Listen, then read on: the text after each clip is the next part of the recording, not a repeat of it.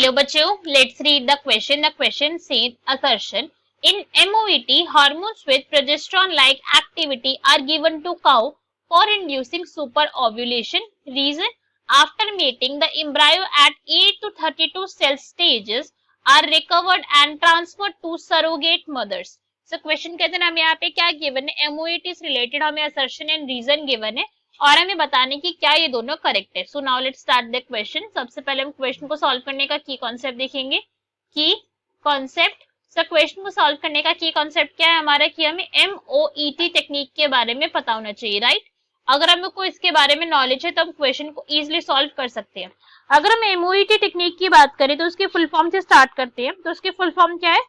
Multiple ovulation embryo transfer technology. तो Moët technique के अंदर हम बेसिकली करते हैं कि अब इसको हम वर्ड बाय वर्ड समझते हैं. तो फर्स्ट वर्ड यहाँ पे क्या गिवन है हमें? Multiple ovulation embryo transfer technology.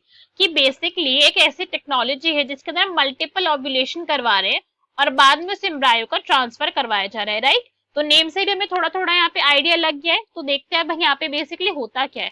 तो हम यहाँ पे करते क्या है, एक काऊ लेते हैं, ठीक है. एक काऊ ली है हमने, एक हेल्थी काऊ ली है.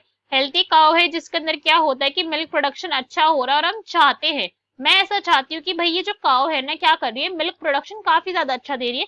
इसकी जो प्रजननी होगी मुझे पता है कि इसकी प्रजननी भी उतनी ही अच्छी होगी और मैं चाहती हूँ कि एक बारी में मैं ज्यादा नंबर ऑफ प्रजननी क्या कर सकती हूँ, इसे ऑब्टेन करूँ.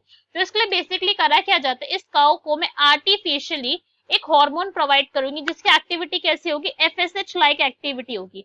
FSH लाइक एक्टिविटी का मैं इसको एक हार्मोन से मैं इसको क्या करूंगी, इंट्रोड्यूस करूंगी.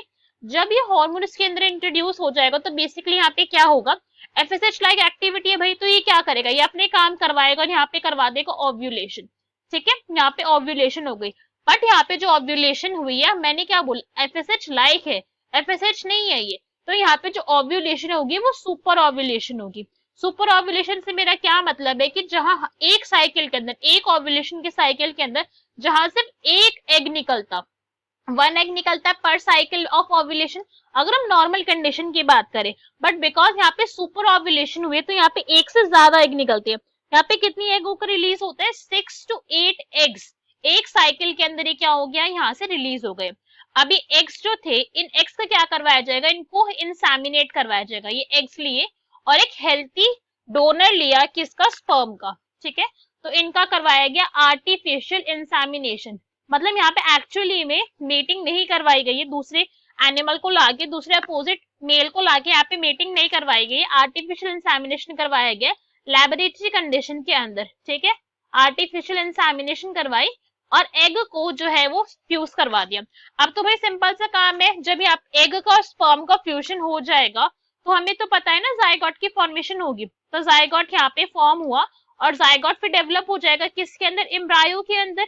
अब ये जो एम्ब्रायो है ये डिपेंड करता है, ये पॉइंट बिल्कुल कंप्लीटली डिपेंडेंट है कि आप इसको 8 से लेके 32 सेल स्टेज तक, ठीक है, 8 से लेके 32 सेल स्टेज के बीच में कभी भी हम क्या करते हैं, इस एम्ब्रायो को, बिकॉज एक तो बनी नहीं है ना, 6-7 एम्ब्रायो बने. हमने पहले ही बोला था कि भाई 6-7 एग्स बने थे हमारे, 6 to 8 एग्स बने थे, तो उतने ही हमारे एम्ब्रायो होंगे.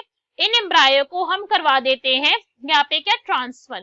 इनका हो जाएगा ट्रांसफर. ट्रांसफर के अंदर करा देते हैं हम इनको सरोगेट मदर के अंदर करवा सकते हैं, फिर आप बोल सकते हो रेसिपिएंट मदर के अंदर करवा सकते हैं.